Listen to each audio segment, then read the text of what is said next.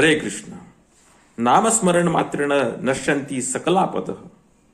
या श्लोकाचा अर्थ असा होतो की फक्त भगवंताच्या नामस्मरणाने हजारो दुःख दूर जातात. म्हणून भगवंताचं नामस्मरण करणं खूप गरजेचं आहे. जर आपण भगवंताचं नामस्मरण करू तर आयुष्यामध्ये कितीही दुःख कितीही संकट आले तर ते नष्ट होतात.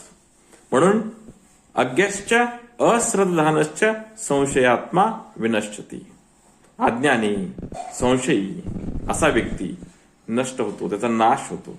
म्हणून भगवंताच्या नामस्मरणामध्ये एवढी शक्ती आहे आणि ही अंधश्रद्धा नसून ही श्रद्धा आहे. भगवंताच्या नामाची श्रद्धा आहे, भगवंताच्या नामाची शक्ती आहे. म्हणून कलोतद हरे कीर्तना. कलियुगामध्ये हरे कीर्तनच पॉवरफुल आहे. म्हणून भगवंताचं नाम घ्या, सुखी राहा, आनंदी राहा. हरे कृष्ण.